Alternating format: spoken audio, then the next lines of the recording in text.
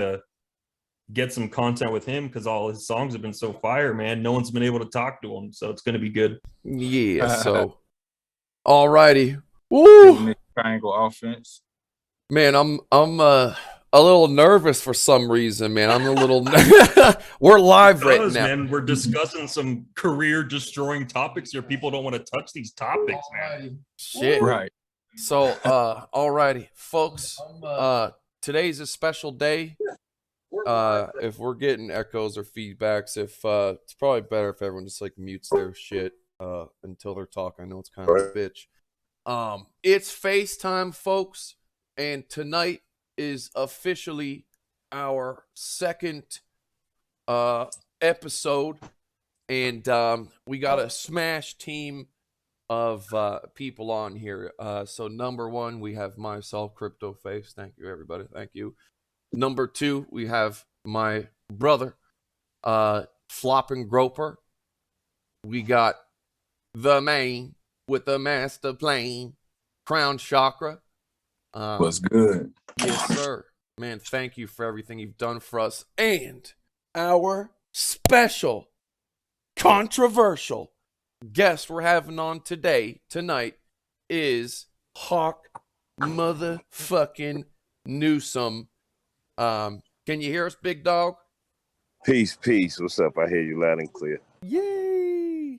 So, first of all, I gotta kind of set the record straight. There's gonna be some rules here. Number one, man, I know people are very touchy. I mean, we've already seen it in the live chat. Some people are already firing off and going crazy. And mods, I need you guys to be on point.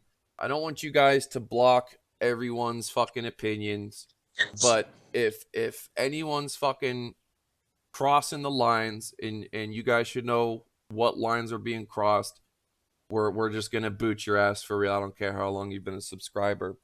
Guys, the point of this show is to kick back with different people that we think we can learn from, and this ain't a debate. It's a discussion.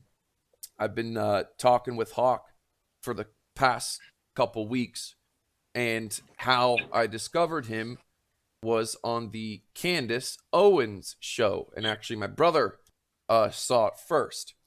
And I'm a fan of Candace Owens, and I really feel like she really dropped the ball with Hawk Newsome, and thought she was rude, and just did a terrible job at actually like being able to bring unity together. And she kind of mentioned that you're the only one that was, willing to come on her show, yet, if I was you, I don't know if I'd want to go back on that damn show. You know what I'm saying? So I'm going to kind of let you introduce yourself for the most part, but Hawk Newsome, folks, is the realest activist. What was his quote, brethren? You remember? The realest voice in activism, man, and he's a populist voice. He's anti-vax mandate, and there's some issues. I think that there's actually going to be a lot of agreement in this call, man. It's not going to be like the Candace Owens shit. There's things we can agree on. We don't have to be, scoring points on each other for YouTube clicks and shit. So I'm ready for a based conversation. I want to say one more thing too. From what I know, and Hawk will let me know if I'm right or wrong. Black Lives Matter as like an organization has different like sectors. Okay, so if there's one person in Black Lives Matter that said death to white people, that doesn't mean that every person in BLM says death to white people. You know what I'm saying? And I wanted Hawk to come on the show because from what I know, he is doing a lot of really cool shit. He has started a Montessori school in the Bronx, I believe. Is that right? Yes, sir. That's correct. On the Candace Owens show, one thing that he was able to squeak out before kind of being interrupted was that he believes for true empowerment for his people, and I believe this too, really comes down to creating wealth. And we're a believer in true capitalism, where if everyone's successful, making money and being left alone, nobody gives a shit about, you know what I'm saying, anything. And I think this channel is a really good example. We all work together. We have people all over the world. We employ people all over the world that are different colors, different sexualities, all kinds of shit. So that being said, Hawk, man, I'm glad to be friends with you now. I consider you a friend now. And if you would like to introduce yourself, by the way, folks, he just got rear-ended in his new truck. So he's literally waiting for the police to show up. He just got fucking rear-ended. So he's still taking time with us here. So if he has to go away for a couple seconds, it's because he's dealing with that shit. So thank you, Hawk. Go ahead, brother. Hey, what's up, man? You know, I gotta keep my word. Your show is really popular. I have people from my network who have been pinging me like, yo, you gonna be on CryptoFace tonight. So yeah, for real. So I ain't wanna I didn't want to let them down. I didn't want to let y'all down. You know, it's very rare that we get to have a conversation, right? When you deal with Fox News, I've been on there, Megan, I've dealt with Tommy Loren, Candace Owens. What they try and do is they spin you. They ask you a question while you're in the process of answering that question effectively. They throw another question at you. This is a tactic. It's a distraction. If y'all folks don't get nothing else from me tonight, just know that I am not one of those talking heads. Okay, I'm not just somebody out here on TV making statements to push a narrative. The only narrative that I really care about is Black liberation, right? And when we start talking about things like systemic oppression, people are like, oh, no, Hawk, no, it doesn't exist. But conservatives and Democrats agree on systemic oppression, right? Some people would be like, well, what do you mean? Well, Donald Trump conceded that there was systemic oppression in the judicial system when he initiated the First Step Act, right? You know, the Democrats always talk about it, but they don't do too much around it. As far as I'm concerned, it is the people versus the politicians and the corporations that pimp them, you know. So I'm happy to be here. I mean, you want a little background on me? Born and raised in the South Bronx. You know, I'm here doing a lot of work in my community. We fed about 15,000 people last year. We started a school. You know, we help kids with toys around Christmas. We always do work in our community to empower our people. Yeah. Okay. Yeah, that's so what's the name of the, if you don't mind me asking, of the Montessori school that you started? Say that one more time. I'm sorry. The name of the school that you started? Oh, it's the Wildflower Charter School here in the South Bronx. It's the only Montessori school in the Bronx. What people don't understand is there are cultural differences. Like a kid dealing with the institution of education in Idaho somewhere has a different set of circumstances that conditions the way that they learn, that sets them apart from a kid in the South Bronx. So we believe that to make kids learn effectively, for them to have an impactful education, then they have to be taught in a way that's geared toward their needs. Yeah, that's like what I kind of think is like in the beginning of talking about like systemic oppression in the beginning, when things like welfare and stuff kind of started, I do believe that a lot of that stuff, a lot of those bills, a lot of that stuff was created targeting Black people and minorities. But over the time, it's grown to, it's not racist. It's those who are, it's not rich versus poor. It's those who are in power versus those who don't have the power. And that's what I think the main issue is like today. Not saying racism shit, all, you know, there's all kinds of problems. But like, man, have you heard of Kensington Street in Philadelphia? Have you seen like the trending videos of that shit? Man, listen, I went to Kensington and Allegheny and I gave out food to people. We marched from New York to DC and we stopped there on that corner about 2 years ago, gave out fresh fruit, nuts, just fed people, gave them water, showed those people love. Like this is what I do. Like I'm here to help people. You know what I mean? And it was black, white, Spanish, whatever. Everybody was out there. But yeah, it's like Night of the Living Dead out there, bro. It's like zombies for real. Yeah, for those of you who don't know, it's Kensington. You can like look it up on YouTube, and it's just a drug-ridden, terrible place. Literally, people walking around like zombies and shit. So, we kind of have a lot of different subjects, and we probably won't be able to get to them all. Brethren, do you want to like fire off one of the subjects? Maybe we can. Yeah. You know, I'm sorry, brethren. Before you start, I just want to say one thing. I'm sorry. Yeah. Welfare at its inception was for white people, right? White people were getting breaks on homes. They were getting people from different countries were coming here. They were getting land deals, and black people was excluded from that process. While President Ronald Reagan was running around here talking about welfare, talking about welfare queens, right? Talking about welfare queens. These when he was out here talking about welfare queens, the majority of people on welfare were white. When you look at a program like Section 8 in New York City, that's when the government gives you stipends for houses, right? The majority of those people receiving those were Jewish people.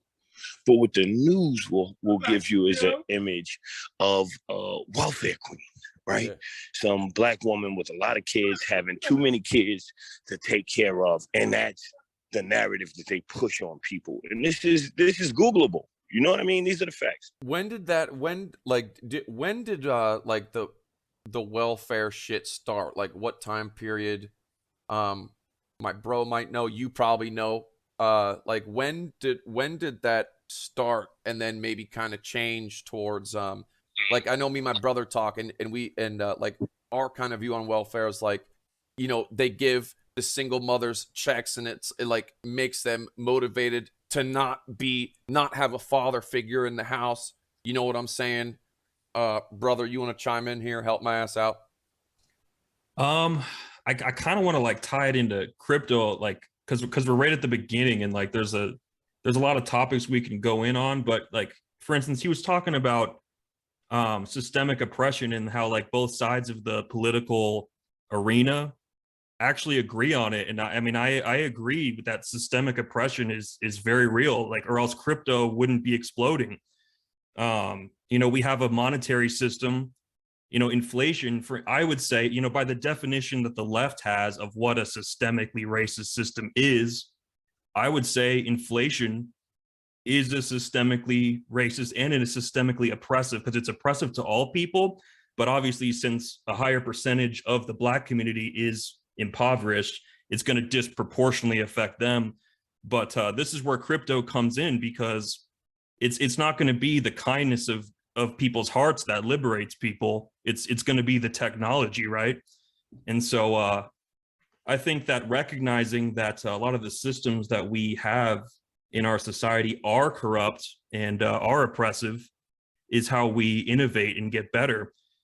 And I don't really like the whole group think, like my people versus your people and stuff, because at the end of the day, I feel like if this revolution is going to happen, you know, all forms of populism have to unite. And so I'm going to give Hawk Newsome a thumbs up on the fact that we do live in a systemically oppressed society.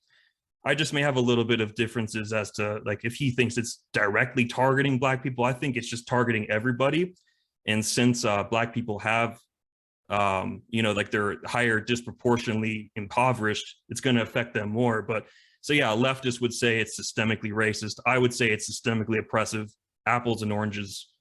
And yeah, I guess that's my general take. Crypto might be the answer we're looking for here. Okay. Krown? I think that Or go ahead, Hawk. Nah, I think it's important that we not overlook other people's experience. You know what I mean? Like, you made valid points, and you said it, right? It, because Black people are poorer, it affects them at a disproportionate rate, right? But you have to look at the root cause of that impact, right? And it's because of programs set in place by the government, right? It's because of racism in banking, right? It's because of the judiciary system. Black guy and a white guy, identical age, upbringing, same criminal record. Black guy gets a harsher sentence than a white guy. You know, these are facts. This is what happens across the board. You know, and it's not like you're giving a victory to someone by saying, hey, you know, it's you know, this government is fucked up and they are targeting Black people. I would go as far as to say is they're still targeting Black people, even if it's indirect, because, for instance, our pandemic policy, I think it's something like 70 or 80% of Black small businesses have just vanished since the pandemic began. And that's something that's happening today. And so I mean, we can definitely talk about stuff that's happened in the past. I'm not crazy in the history. I mean, I like history, but I don't know all the history, so I can't claim to know all this shit. Like, you have a legal background, bro, and you know this history inside and out. So like, I respect your knowledge and I want to listen to you. But I guess that's my take. You know, what do you think? He's probably handling his business with the car bullshit. Krown, are you there, big dog? Krown Shock. We need to get Krown in on this shit, man. What has Krown been thinking? Yeah.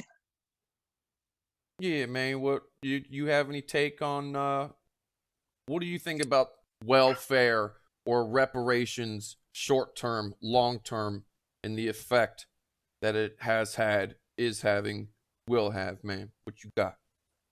Well, you know, to be positive in negative times is not just foolish optimism. You dig what I'm saying? It's based on the fact that human history is a history, not only a tragedy, but also a success, sacrifice, courage, kindness, and growth. So what we choose to emphasize in this complex history will determine how well we live. If we look only for the worst, it destroys our capacity to do our best work. You dig what I'm saying? If we remember those times and places, and there are many in which people have behaved magnificently and things have gone well, this gives us the energy to act and at least the possibility of sending this spinning world in a different direction. Now, far as reparations and everything, man, it would be nice, you know what I'm saying? But I don't know if it's gonna change anything. You know what I'm saying? Yeah, like, I mean, kind of like this whole country kind of like just kind of got like reparations through COVID, right? And you know, people got a couple checks for a few $1,000s. There was the PPP loans, which were mega taken advantage of and shit. But like right now, the unemployment isn't improving, it's worse. And like, even today, I have a homie that's a chef at a restaurant, and his distributor hit him up and said, we can't deliver food to you, bro. You got to go to the grocery store. Like, it's not just restaurant jobs. And this also has to deal with like pay. Like, there needs to be better pay at corporations that have come in and like wrecked fucking small business. Like, when a Walmart comes into town, you know, it takes out all the little grocery stores, and Walmart's healthcare and their pay sucks. And so, yeah, I think that pay sucks right now, and I feel like just the whole reparations thing, or welfare, no one's gonna say no to a check. But what's the next, what's happening after that's done? Do people get lazy off it? Taxes go higher. You know, for example, like I know with myself, man, like it's more taxes for me. And honestly, not only am I scared to spend money, I'm scared to hire. I'm scared that to help my friends and family more than I would if I didn't have that shit to deal with. So that being said, I'm kind of interested to hear what maybe Hawk's ideas maybe on taxes. For me, I think there should be just a straight up flat 10 or we'll even say 15% tax across the board. The numbers I think work out. I just think there should be a flat 15% tax whether you're a corporation, a single asshole, or a business. Yeah, what do you think about taxes, Hawk? Can I talk about reparations a little bit before taxes? Yes, sir. Okay. Nothing is reparations other than reparations. You understand what I'm saying? Like nothing is reparations other than reparations. You understand what I'm saying? So, well, when you're dealing with this, you have to be cognizant of it. Because if you look at Hiroshima, reparations were paid. You look at the Holocaust, reparations were paid. You look at the theft of the property of the indigenous people here in America, reparations were paid. So if you look around, you're like, wow, everybody got money, whether it solved the problem or not, which it doesn't take away the pain. Everybody deserves this except Black people. And I just want folks to sit with that. Now, they don't take the approach, oh, they're begging this, that. No, just sit with that. All these other groups get reparations, but we don't deserve it. The foundation, the fabric of this country was woven by my people, free labor. There would be no America without the labor of Black people. And folks can't turn around and cut a check. Banks like financial institutions like Brown Brothers and Harriman made their bones selling insurance policies on slaves. When slaves were set free, the owners were paid reparations. You understand what I'm saying? The owners were paid reparations. Like you just have to think about how foul stuff is. Now, for me personally, I'm not going to sit here and wait for the government to do right by Black people, because that's not what they do. America doesn't care as a whole. America doesn't care what happens to Black people. So this is why we're talking about crypto. This is why I'm teaching financial literacy in our communities. This is why we out here trying to help our people, because we just can't sit back and wait around. Now, when we talk about taxes, if we say a flat tax, like I know folks, like I'm sitting right here in the South Bronx, right? Law degree, business degree. Yes, I could have moved. I lived in other places, but I'm here with the people who I intend to help. I need to be here with them, right? Now, if you're talking about a guy who's bringing in $26,000, $30,000 a year, that 50% flat tax will level him, will destroy their family. People can barely afford to, like, based on minimum wage, the majority of people who make minimum wage can't afford to pay rent in America. Right. So if you do that with the taxes, then you absolutely can't. And I'll sum it up quickly. It just wouldn't be fair. Now, you know, a lot of people talk about socialism and stuff like that. I say I'm a champagne socialist, right? I like my Jordans. I like my Balenciaga sneakers. I like fly ass clothes, right? And I drive a really nice car, right? Not off profiting from Black people, but off my own hustle and hard work. But with that being said, I think people should be able to own an island. They should be able to own whatever the hell they want to, but it shouldn't be homeless people. And everybody should have free health care, right? If we are Christians, everybody's a Christian, we Bible thumpers here in America, then be that good Samaritan and just say, hey, you know what? If I make a little more, I'll pay a little more to make sure everybody's straight. Okay.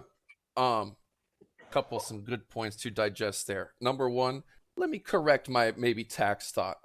I would be cool with maybe saying like anyone under like 60,000 or like 60 or 70,000, maybe they don't have to have an income tax.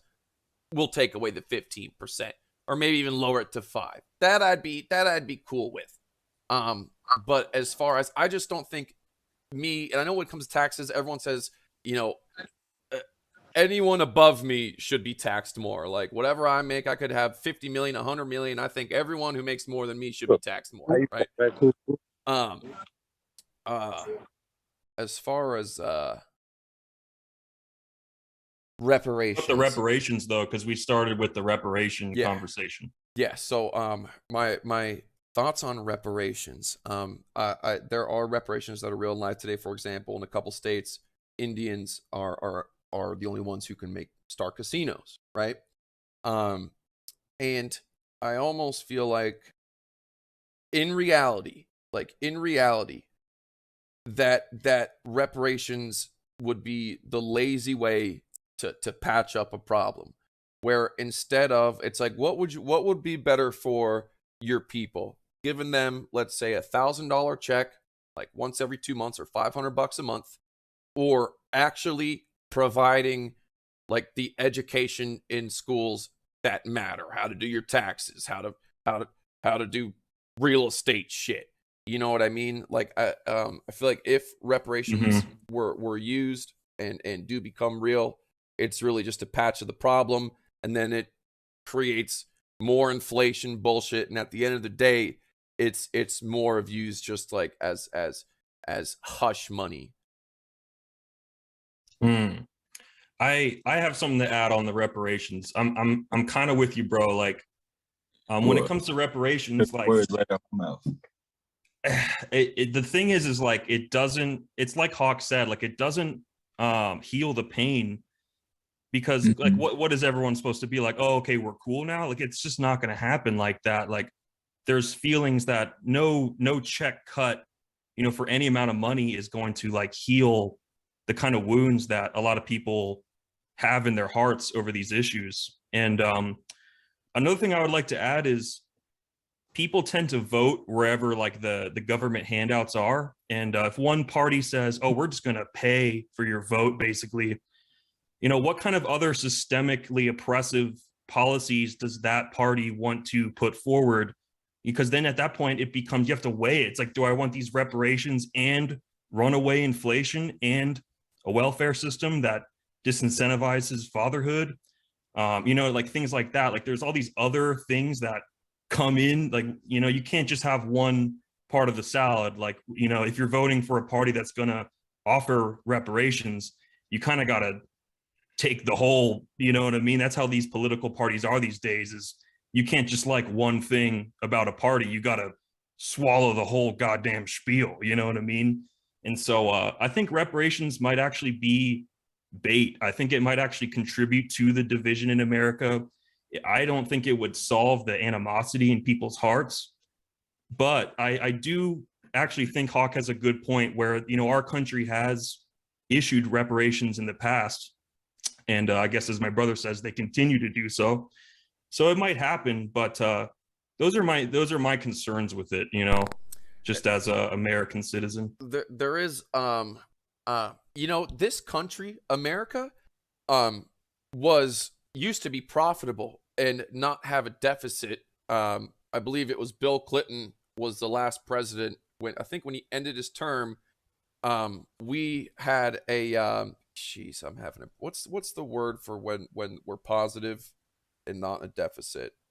Surplus. We had a surplus of money, and America was officially like profitable. And now we are deep shit in debt, and like we're not letting the economy have like that little recession, that natural recession, and we're just pumping out fucking money, overpaying for everything, whether it's war shit, healthcare.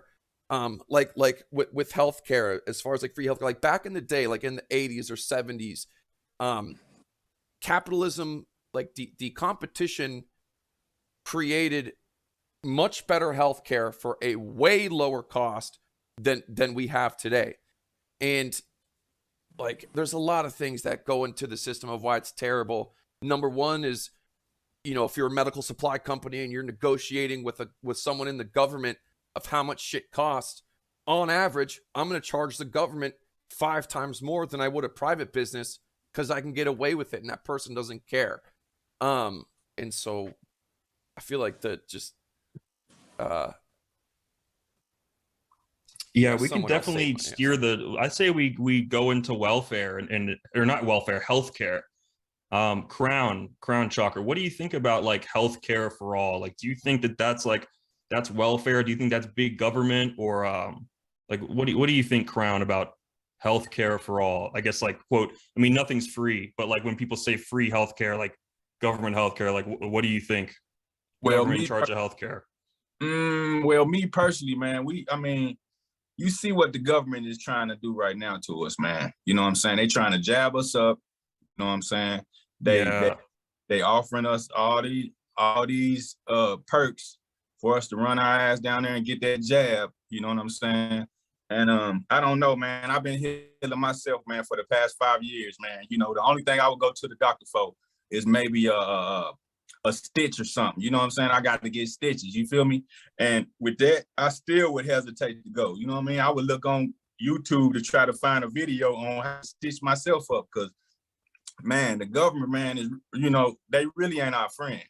You know what I'm saying? Yeah, I know what you're saying, man. Snitches don't even get stitches anymore because it's too expensive to go to the hospital. And there's cameras everywhere. Like, you can't just do a crime and fucking get away with it, and not saying they get away with like the old days. Like, the proof is out there, you know what I'm saying? But okay, I got a good question for Hawk then, because I know Hawk is anti-vaccine mandate. So like how do you reconcile like government controlled like healthcare? Like, the government is, you know, knows everything about your body and is in total control of your healthcare. How do you reconcile that with the possibility that they can mandate stuff like vax mandates and stuff? Like, how do you reconcile those two things? I think he might have left handle that business. Yeah, I'm here. Give me that question one more time. Okay. How do you weigh the two, basically the two issues of being anti-vax mandate and then being pro government controlled healthcare, like healthcare for all? Like, how do you weigh those two issues? Yeah. So it's for me, right? This, how can I put this frankly? You should have a choice when it comes to any medical procedure, right? Like just like you can waive your rights. You can say, hey, don't wipe that shit off, man. Don't wipe that shit off, make it look less than it is. We gotta make sure, nah, fuck that. Don't touch my car. Don't touch my motherfucking car. Don't wipe that shit off and make it look less than what it is. Don't be slick. Hello? we're here, bro. Hello? We hear you. Is that dude fucking with your truck? Nah, just trying to dust it off so it look a little less than what it is. So here's what it is. Nobody should be able to force you to put something in your body, especially when it's other alternatives. You understand what I'm saying? Especially when it's other alternatives. You get what I'm saying? People can take the test. They can take the test. Now, I just think everybody's so fucking hypocritical. The Democrats, right? Democrats are like, my body, my choice, right? Except when it comes to the vaccine, right? Yeah, I thought that was a sacred cow for them, my body, my choice. But it seems like all these movements just go to the Democrat Party to die, because all these cool little catchphrases like believe all women and that one, like, I feel like they just die when they go to the Democrat Party. But now we got the other thing where we looking at the Republicans who are like, force women to have babies, but don't force us to take shots. Yo, I just sit back and watch both parties. It's all bullshit. It's all bullshit. And the problem is, people can't accept the hypocrisy in themselves. right? I know if there comes a point where I'm being a hypocrite, and I might argue it at first, but I'll go home and think about it and be like, you know what? I'm not being true to myself.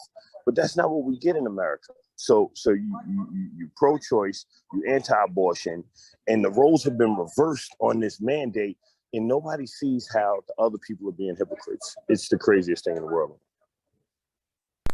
Yeah. I feel like those kind of decisions should be kind of state left like when this country started, we were 13 colonies, and you know they communicated together for protection, you know, like as a country as a whole. Yeah, man, I just feel like we're getting a little too fucking too much federalism. You think like more statism is like the solution? Like maybe state run healthcare is better than federal healthcare? As far as healthcare goes, like for example, like in Canada, you know, I was talking to this guy in Canada, and he was pro like socialism, pro healthcare and shit, and he was talking about, you know, going to the doctor's office and you wait 2 hours just like everybody else, and you know, but when there's some like extreme cases, you know, let's say your kid has, you know, some type of cancer or like a rare terrible fucking disease. Like when you're relying on the government, you're waiting a long time, and your kid's health is in the government's hands for someone to say, yeah, put them through, or no. So I'm for like a private healthcare, and then yeah, like a government type plan choice. Like this whole pseudo socialism shit that America's in right now, to me, started with insurance pools. Like back then, you know, $125, whatever it was, you could afford amazing health care. And what happened was, you know, the insurance pools got toxic and tainted when the government forced them to take in people that fucked up their calculation. And the insurance told them that, listen, like this, we're gonna lose money on this. And eventually, you know, we're going to go bankrupt. And they said, we'll bail you out when that happens. Now, they tried to prevent that from happening as long as they could by raising prices of everything. Price went up, went up, went up, went up. And finally, we had to fucking bail them out years ago. And so I felt that there was enough money in this country to not fuck with the insurance pools, but you have like the donation pool kitty where, you know, people like pool together, and you have some government programs that, gee, if only there was some technology that made fundraising piss easy and facilitated financial freedom and was for privacy and decentralization and fighting back against a systemically oppressive money system. I wonder what that technology could be. Have anything else to say, I guess, about, you know, healthcare, abortions, or anything, or should we try to pick like another subject? I think it's you know, he's right that there's hypocrisy on the my body, my choice thing, but I think we should move on because that's such a deep debate. We got a lot of other more crypto related topics. How about the Second Amendment, organized militias? Ooh, that's a good one, man. Yeah, the right to guns, to owning guns, like self-defense. Hawk, what do you think about the 2A? Well, I got 3 words for you: pew pew pew. Hey, there we go, man. Okay, I'll take it a step further. What about well-regulated militias? What do you think about well-regulated militias? I'm going to tell you the truth. The problem with the well-regulated militia is white folks can build up militias all over the country. But the moment a black person grabs a gun, then it's a problem. It's a serious problem. Like you look at the NRA, you look at the NRA, well, it's a shit show now. But if you look at it over the last couple of decades, right, they fought all types of gun reform, right? But you realize when the Black Panthers took guns to the California state capitol, the NRA was advocating for gun control. Yup. Right? This is you see what I'm saying? You see Oh, what no, I see. hear you I see. Back then, 100%, let me inject here. Let me inject here. So for example, the leader of fuck, what were the guys where Trump said stand down? It was the Proud Boys. The Proud Boys. So the leader of the Proud Boys actually was on a like little Zoom meeting stream with the dude, and I think he's Cuban or something. Anyways, he's like he's a rat. He's a federal informant. Whatever he is, he's a fucking rat. on what? He's a Well, rat. what do you go on, bro? Google go his on. name. Google his name. Google his name and federal informant. He got into some trouble and gave up some of his friends. It was a cooperating witness. Was that like before they took his ass down or after? That was years ago. Years ago, before the Proud Boys, before all of that. Well, here's my point with it. Is like the Proud Boys really got their message fucked off by the media. Like they were about family and like not screw black people or anything like that. Like their message was corrupted in the media. And I feel like as of today, black people are able to militia easier than I guess you could say white people, because it's like if kind of white people get together as far as the media goes, it's really easy to be painted racist. I think there was a damn, wasn't there just like something in Kentucky where a bunch of black people had like a march or something with guns or some shit a few days ago? You know, I think you're talking about Tulsa, Oklahoma. I was there. It was about 1,000 people strapped, right? But there's two instances I want to point you to.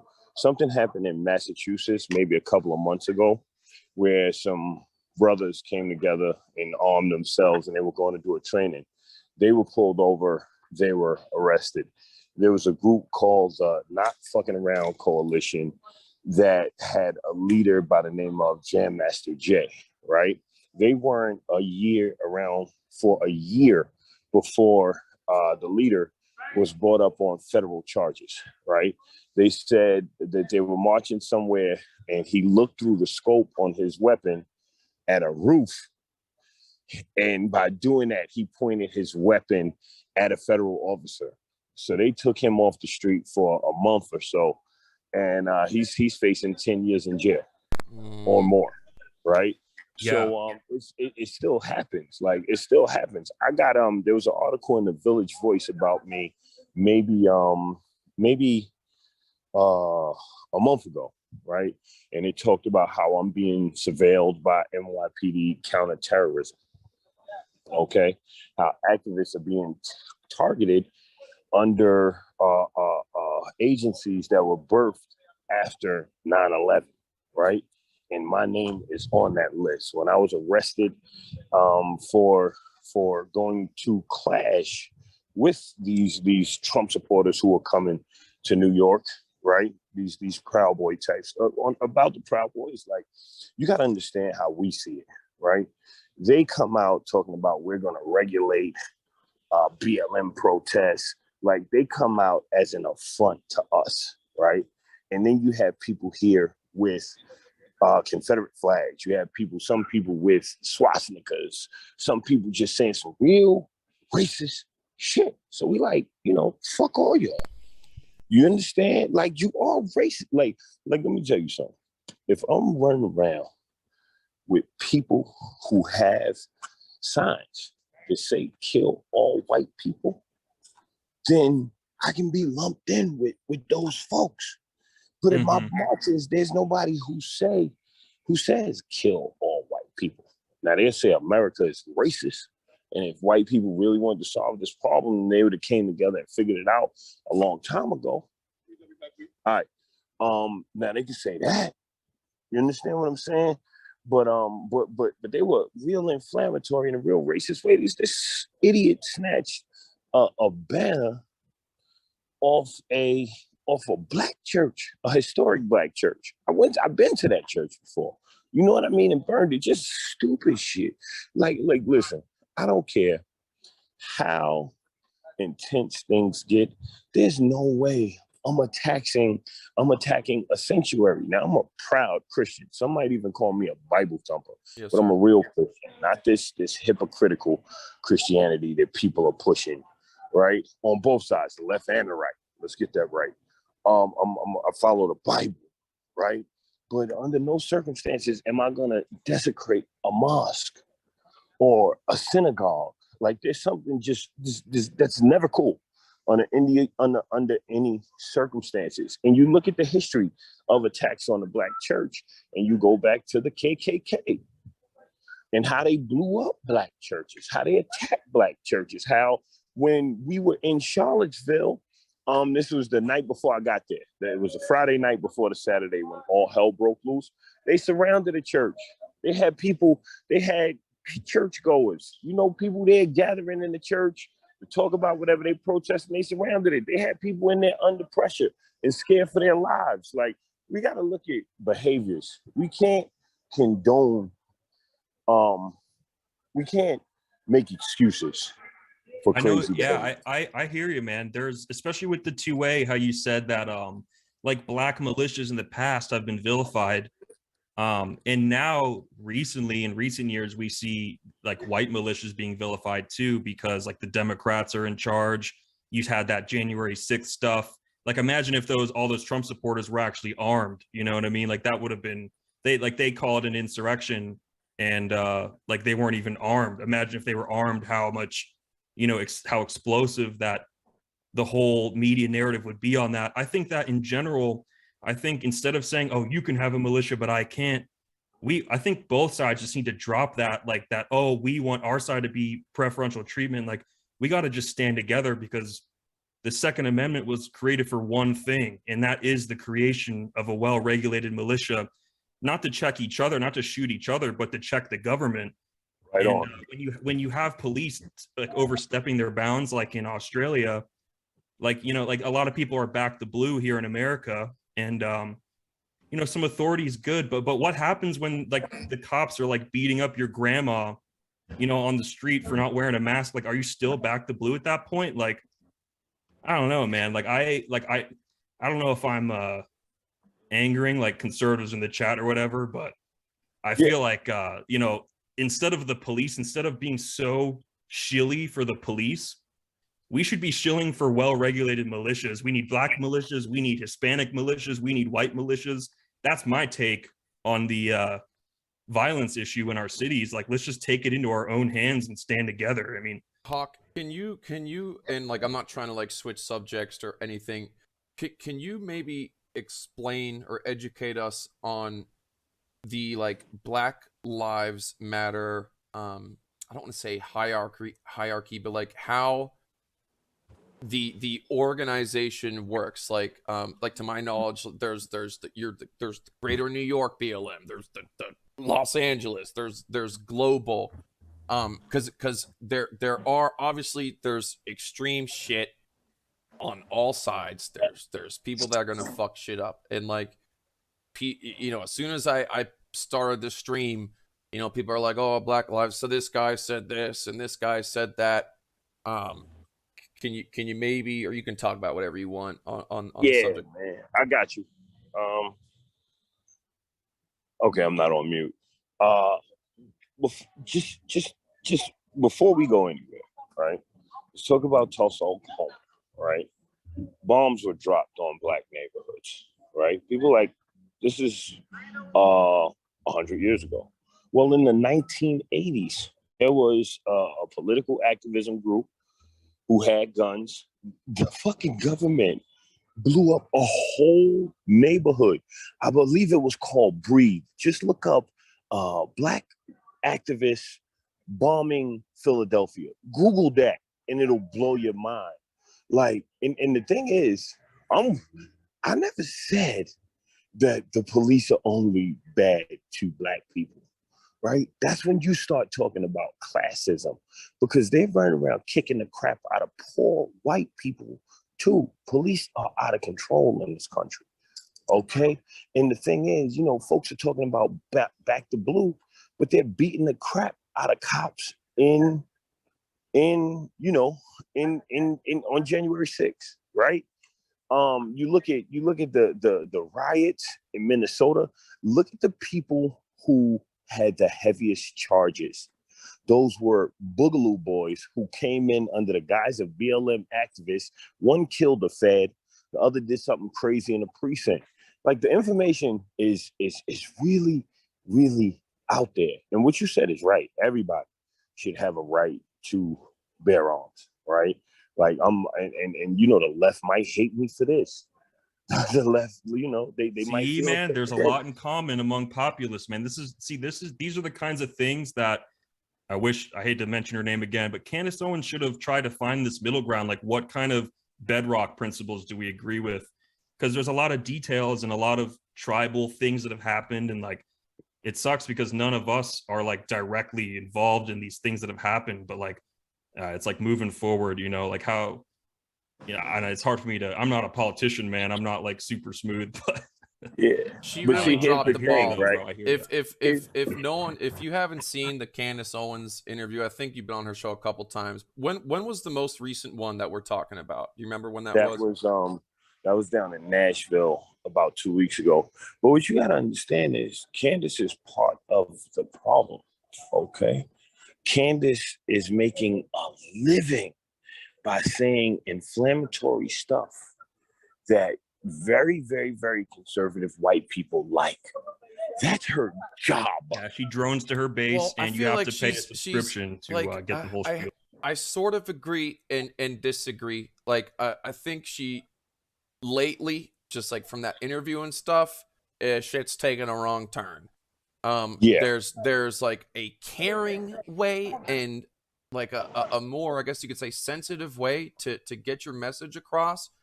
And lately she's been fucking like going to war, you know what I'm saying, the wrong way. And you know what, I'll say this in her defense.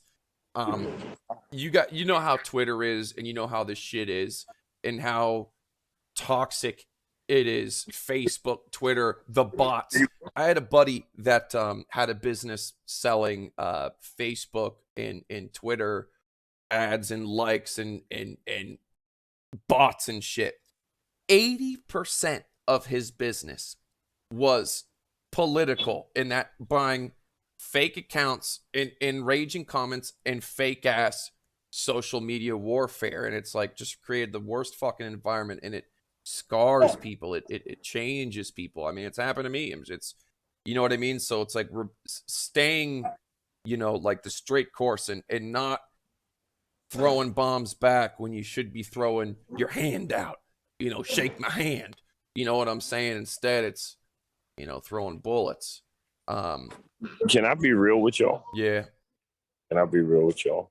Like, I don't hate Candace Owens. I think Candace Owens is a brilliant, brilliant, brilliant woman, right? Yep. I'm sorry. Fucking cops still ain't come yet. Yeah, they know. Fucking cops. See, this is my problem. It's been an hour since I called them. And they like, oh, it's Hawk. I'm not filing a report. Cocksucker, come and do your... I'm sorry.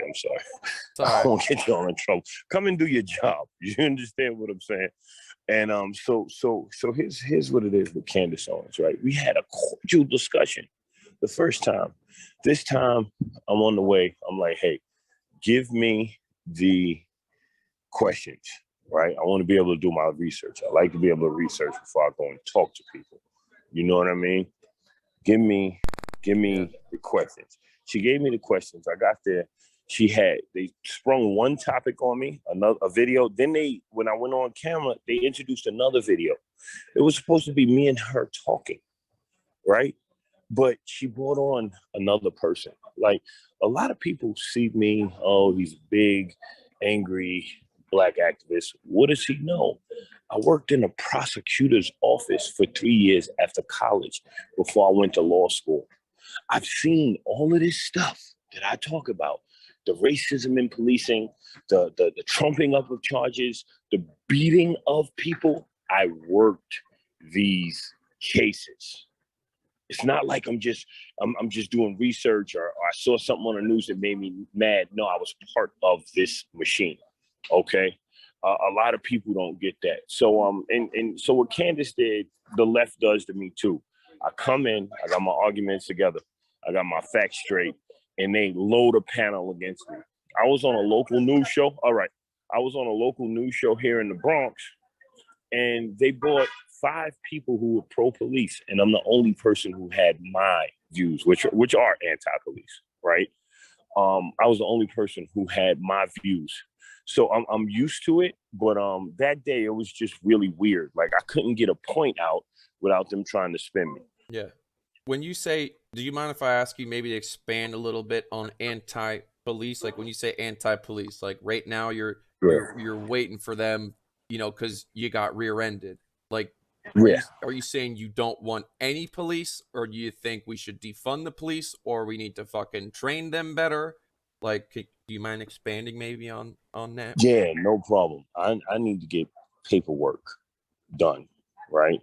Because my cars I need paperwork so that they can pay for the damage, and I need that police report so I can hand it. It is what it is, right? The calling the police is always the last option for me. When I say abolish the police, what I'm talking about is finding a new way to make people obey the law. Policing was birthed from slavery. You had the slave catchers, right? Everybody knows this. Whether you want to argue or not, Google is your friend. Okay, so what we think about this, right? The majority of police calls are for EDPs, emotionally disturbed persons. You need a force of social workers who carry weapons to come in and figure these problems out. There is no way that a person can learn how to defend themselves, how to subdue somebody, how to follow all these procedures, and to be a psychologist in 8 months. These cops only have 8 months of experience, okay, of training. They're not equipped to deal with these problems. So don't you think like defunding that would make the problem worse? Like can't you say like they need more, I guess, educated? I mean, the cops have a really fucking difficult job. We all know that. Like they get put in situations where they got to act hella fast. Like you don't sound insane, dude. It just sounds like you're saying like reform the police, not like defund or get rid of or abolish or whatever. You know, okay. Honestly, man, I'm like a militia guy, kind of like I wouldn't abolish the police, but I think you're right that like there should be other entities possibly birthed from like populism, like the people themselves, like a grassroots kind of thing to protect the communities. Like better policing. Like my sign would say we need better police. Like one thing, for example, is like there's been a lot more body cam shit on police. I'm huge on body cams, bro. I think politicians should wear body cams. I think if you work for the government or anything, if you're a public protector, you got to wear a camera on your ass. The DMV. Yeah, I think I'd have to agree with that, even though it's, you know, it's like camera shit. I'd agree with that. Anyone want to expand? I just want to jump in. Bruh. We have been saying reform the police since the 1960s. None of their reforms work because policing is inherently racist. Like, I don't know if I can agree with that, man. Like, I don't know if I can say policing just came from slavery. Like, every community all the time, forever, had some police brutality. What about other races that are affected by police brutality? Like, do we exclude them from the conversation? Like, no, I would love to have an honest, non-racial conversation about police brutality. I'm saying if you want to keep it all the way 100. You call it power, I call it classism, right? The police are here to keep poor people in check and to make rich people feel safe, right? Now, I'm not going to argue something that we could do our research on, like where was policing? There's truth in that. Where its origins come from. Like, what we're doing with Black Opportunities is we're teaching people how to police themselves. There's organizations in New York called, they're called violence interrupters, where they take people who were in jail, people who were in gangs, right? And the city funds them, and they go out and they squash beefs, meaning they mediate hostile situations in our communities. Some of those communities where murders were rampant, they reduced it, and they would go like 5-6 months without a shooting, right? So what we're doing is we're training people to police themselves, training people to police themselves. Like, I don't want to keep going in circles, but this is policing in America sucks. Like, it literally sucks, and it doesn't work. You look at the era of mass incarceration, something that Democrats and Republicans agree on. Who fed those bodies to the system? Who sent them people to jail? I mean, it was a bipartisan effort. A lot of Democrats too, like, I mean, that's happened throughout history, like, especially with things like gay marriage, like all Democrats opposed it. Now they're all for it. And yeah, I mean, it's been both parties, right? A lot of people, right? When we talk about gay marriage, right? A lot of people think America had this great awakening. No, gay people with money, members of the LGBTQ plus community with money, got together, put pressure on politicians, bought the politicians they needed, and that's what we saw change. Remember, Obama was pro-civil union, anti-gay marriage, until they put the muscle on him. And all of a sudden it was like, gay marriage is all right. This is the way America works. People have to organize. They have to organize. Look at the Jews. Look at how they were persecuted. Look at how they were isolated. They found their niches. They built a strong community, and they overcame, right? So the cure to systemic racism ain't gonna come from the government. It's gonna come from people like me going in communities across the country and setting up systems to make Black people stronger, in the sense of working together as a community, spending money with each other, keeping money in the community, making people more employable, taking back our schools. You know what I mean? And making our schools more productive. That's where it's gonna come. So is it safe to say you're like for less government and like not bigger government? Man, listen, you can't put me in a box. I'm not trying. No, I'm sorry. I'm not trying to put you in any boxes. I'm sorry. I'm not taking a jab at you. I'm not taking a jab at you. But a lot of times, a lot of the things I'll say, like, listen loud and clear. The welfare system is failing. There's no reason that there should be 3 generations of people in public housing. There's no reason that there should be 3 generations, an entire family from the grandmother down to the grandkid sitting in some New York City housing project or some middle American white family in a trailer park, right? The perfect analogy is welfare is a crutch, but America has turned it into a wheelchair. A crutch is permanent. Like, I'm just trying to heal and get back on my feet. Mm-hmm. A wheelchair, you're stuck there forever. Yeah. And that's what this system is doing to people. So, like, what do you think it needs to do to reverse that then? Or, like, change it? Do you have an idea? I think the Democrats maintain power by making poor Black people believe that they need them. So it's like the Republicans are not for welfare. They were on to something with the opportunity zones. Like they were on to something when they say, hey, you know what? Let's just invest in these communities, give these people the resources they need to do what they need to do. Like, we were thriving. Our communities were thriving during segregation. Okay? Our communities were thriving during segregation. The problem is we wanted more resources, right? We wanted more resources. So, and then you had Dr. King come along with his integration. We had Black doctors, Black plumbers, Black engineers. Everybody's living in the same community. And then once, the world opened up, Black people left all the poor Black people behind. Instead of staying there to help them, they left and moved into communities they did not want them there. They burned crosses in front of their lawns and did all of this crazy stuff, right? Like, I want the Black community to be strong. And there's nothing wrong with that. Like, New York, people call New York a melting pot, but it's not. It's really segregated. You have the Hasidic Jews who have a community. You have the Asians who have a community. Everybody has a tight-knit community. I dare a Black man to try and go and open up a store in Chinatown. See how many people go in there. Or in the Hasidic community, see how many people go in there. But I'm standing in the middle of 163rd and Sheridan Avenue. And the majority of the stores around me are owned by Yemenis people. The buildings are owned mostly by Jewish people. Like, we don't own shit in our communities, right? But nobody will teach that to us. The Democrats will never come in and say, hey, take a look around you.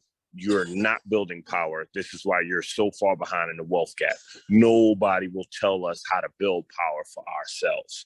And that's why we're so far behind. We need to take control of our own destiny while fighting those obstacles that the government puts in front of us. Man, so that was powerful, man. That was powerful. I think there's something really powerful to be said about opposing government schooling. Like, clearly the education system has failed everybody, and it's like people need to take like the self-education and the self-autonomy into their own hands. And that was like crypto for me, is like being my own bank. And you know, it was like crypto to me is like financial freedom, and you know, like my privacy, and like I've become like a big believer in like decentralization of power. And like when I look at the Black Lives Matter movement, it's almost like those are all the things that they want too. And then I'm like we want the same things, you know. We just need to talk about our experiences, and like you've got these stories that you know about that don't sit well in your heart, and like, you know, people in the chat got stories they know. Everyone's got their own little facts that they want to add to the conversation to lend credence to their side, but like we're all on the same side, right? Like, public schools are bad, like police brutality is real, like inflation affects everybody. Like, it's at the end of the day, it's not the good in people's hearts that's going to liberate us. It's technology and innovation, and it's going to be things like crypto that eliminate poverty in the world. It's not going to be the goodness in some politician's heart, that's for sure. That's a fact. You know, I met Andrew Yang about 3 years ago. And I wouldn't call us friends, but we had a few conversations over the years. And he told me about the automation of the workplace, right? So I look around at all these cab drivers in my neighborhood, looking around at the truck drivers. I'm looking at all these people who work in these restaurants. I was in an airport in Indiana yesterday, early this morning, and the McDonald's had no employees. Like, for the most part, there was no like real cash register. Everybody was ordering on the automated system, ordering on the computers. Like, these jobs are leaving. People are shopping online. Malls are going to close. There's not going to be any more truck drivers, cab drivers. So what I want to do is teach young Black kids how to program and how to write codes. Like, give me money to do that. New economy shit. Yeah, like it's like our schools are built to make everyone fail and be a freaking retard. Sorry. No, we definitely need to like a retard factory. And this is something that's like really, there's been like a lot of new light shed on like the directors, the education directors from like, you know, the local ones and, you know, some California places like across the board. Definitely something that needs to be like attacked, as far as we need some new some new people up in there to make the education curriculums have more real life shit and more challenging shit. Like, even me, man, like, how many years are you going to take the same damn algebra class? You know what I mean? But yeah, you know what's crazy to me, right? You think the Republicans want poor white people to get on their feet? Like, really? You think they want to split that pie? You think the corporations who fund them want the lower class to rise up and they have to split this pie? No. Let's be realistic here. The only people stopping folks like us with vast political views, right, who might not agree on everything, right, who don't agree on everything, the only thing stopping us from having these conversations is them. Like, I'd rather sit down and talk to you. I'd rather sit down and talk to Candace than to have Chuck Schumer and Nancy Pelosi walk into Donald Trump's office and have all of them discuss our fate. I'd rather the people work it out amongst themselves. Why? Because all of those people are friends. They all have been socializing in the same circles for 20, 30 years. And folks believe this dog and pony show they see on TV. Meanwhile, behind the scenes, they're all still friends. They like, it's, man, I just wish people would wake up. Like, and you had a quick question about BLM. I just want to run through that A to Z really quickly. Black Lives Matter started out as a thought, as a hashtag, right? And it started out as a hashtag. Once the women who founded it figured out what it was, they tried to institute and implement all of these rules and say, hey, this is what the organization is. We're trying to do X, Y, and Z, right? A lot of people who are already out there marching, right, were like, I'm down with the movement, but I'm not down with everything you're saying. So it became like this power struggle about who's in control of the Black Lives Matter movement. But that's very much internal, right? This is a relatively new movement. You can't compare it to the NAACP. You can't compare it to other organizations. We've accomplished a lot as a collective in the last few years, but the majority of the people in the Black Lives Matter movement are people who are just pissed off at racism in America, who just grab a sign and go outside and march, right? So folks talk about rioting and looting. I really don't give a fuck, okay? Because if I'm sitting at home and I'm watching murder after murder and cops are just walking away, okay, and getting away with murder, I understand how people could get mad and go outside and say, I'm gonna tear stuff up. Now, you're gonna say, Hawk, how could you say that, right? I'm gonna tell you why it's bullshit. Because I smoke cigars, right? And it's like this thing when you're in the cigar lounge, you're all gentlemen. You leave the politics out. And I've had union reps from the NYPD walk up to me.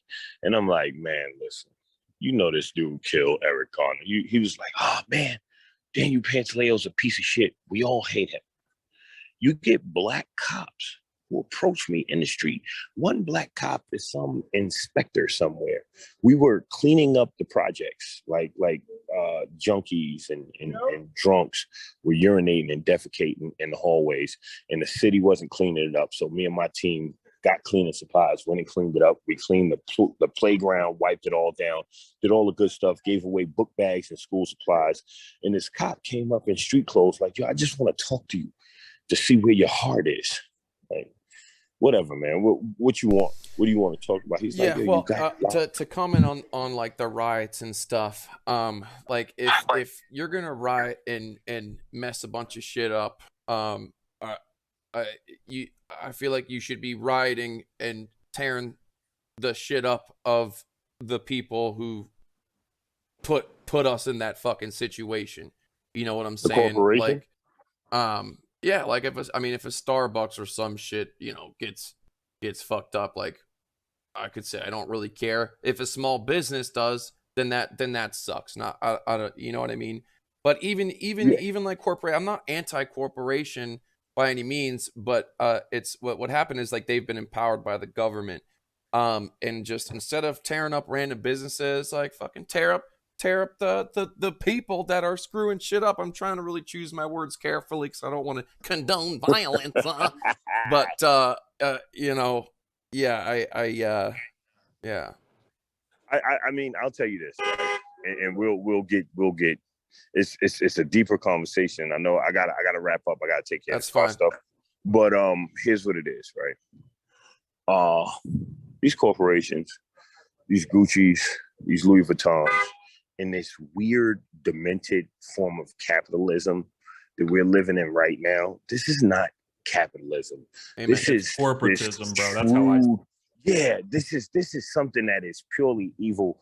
That's like destroy everybody, destroy the planet, get money, grab, and forget everybody else, right?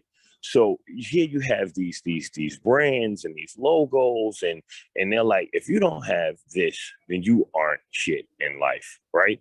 So people get mad. They feel like they're worthless. The government is telling them they're worthless because when their lives are lost, they don't do anything about it. So they go out and they do things to make them feel better about themselves. Now, a lot of people would be like, oh, that's wrong. I'm just telling you the psychology of it, right? You got poor people out there grabbing shit because they're tired of being poor and they're frustrated. So they're going outside and they're tearing shit up. Same way you might get bad news, shit might not go your way. You smash your cell phone up against the wall or you punch a wall. Imagine, just imagine seeing shit how we see it.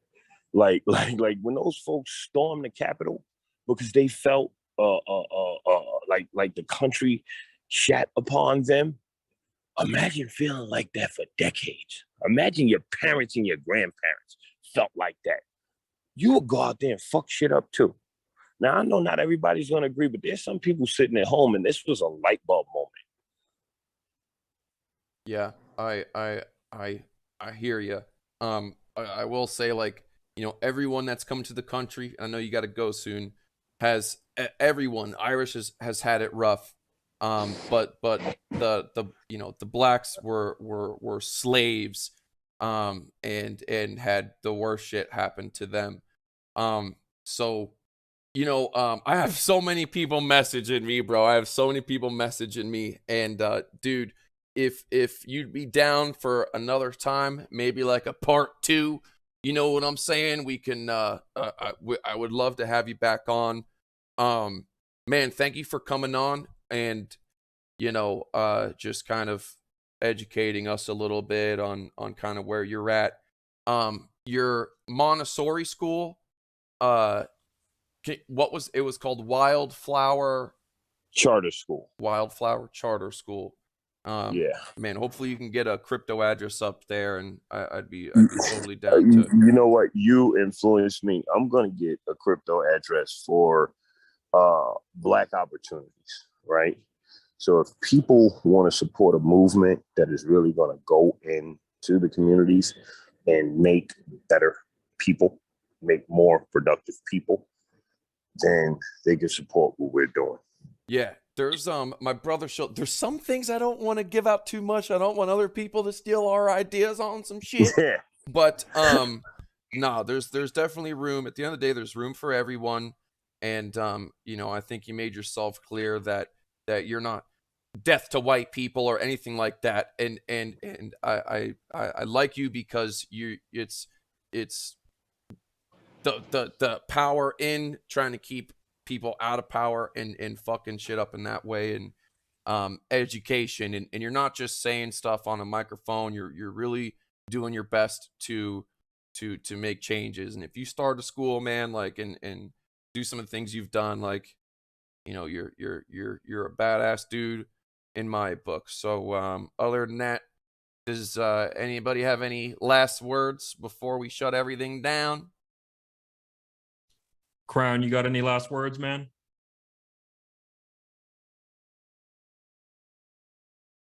I'd like to just close and say that it was an honor to have you on, man. I think I can kind of read like the soul of like what you're saying, and it's like this desire for freedom and disruption.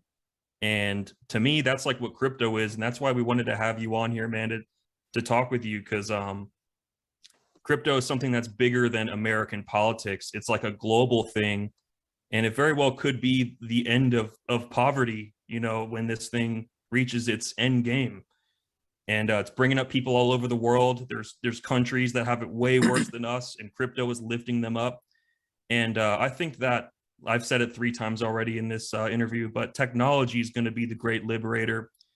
And we got to just make sure that technology is steering in the right direction and it continues to liberate people, not control people, because there is a, there's this kind of, I don't know, almost like a mission to use technology to control people.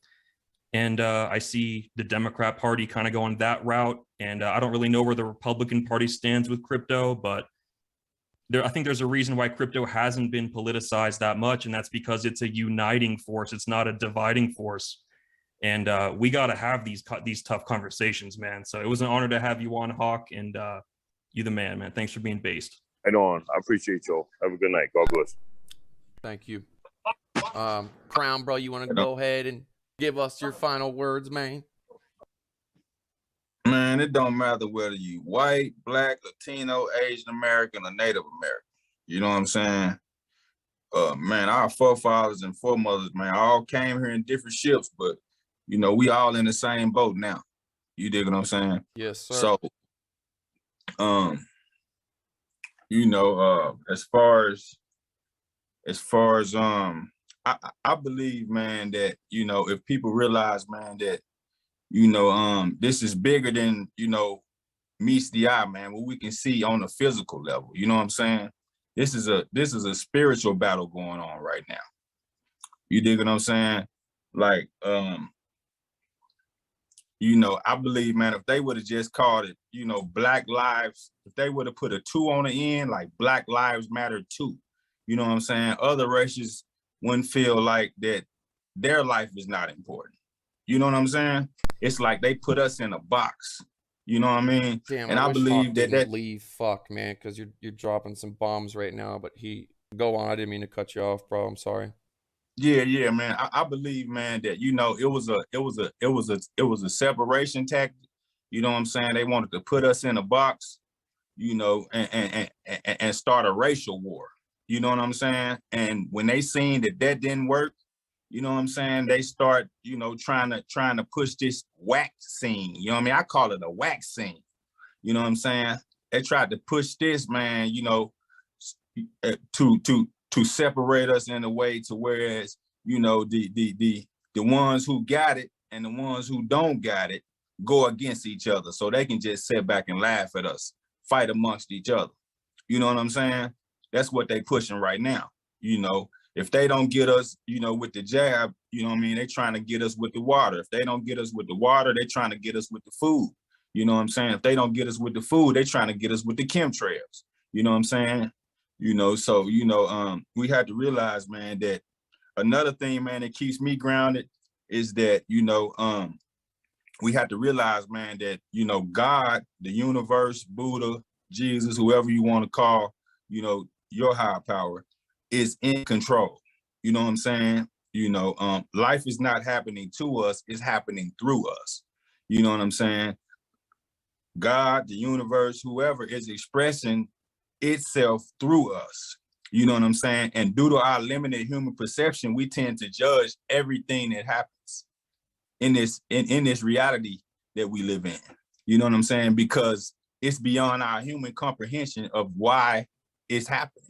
You know what I'm saying? But if we have to learn to trust, man, and just believe that everything is happening just the way it's supposed to happen. There are no mistakes or coincidences in this universe. You know what I'm saying? That's all I got to say, man. All right, man. For sure, man. All right. Yeah. Well, shit. We have been an hour and a half. Man, it was we're gonna keep on doing this shit. I know a lot of people are going crazy and a lot of people have opinions. I've been flooded with messages. But everyone, who's cool and maybe listen and maybe kind of just heard someone else's opinion, that's cool. And at the end of the day, I think what's important is you want to have friends in all places, and life is short, and so and the media's fucked up, man. It's real talk. Yeah. So thank you for having me though, CryptoFace. I appreciate you, man. Flopping Groper, I appreciate you. You know what I'm saying? Always an honor, Krown, man. You said some real shit, man. It was a pleasure. You're on a whole nother level, Krown. Yeah, Man. for real. And then you're gonna have to make another hit for our show. Don't repeat the name that we still don't know what Man, we're gonna name this show, but we've Man. Krown put out a couple ideas that were good. So whatever we go with, you know, everybody knows that you're gonna be the one producing the track for it. You know what I'm saying? Man, yeah, thank you, man. Thank you. Yes, sir. All right. Thank you, everyone. Amen. And I'm gonna go ahead and shut down the stream. Peace. Give me 1 second. That's how you have a good faith conversation, man. You don't always got to agree on everything.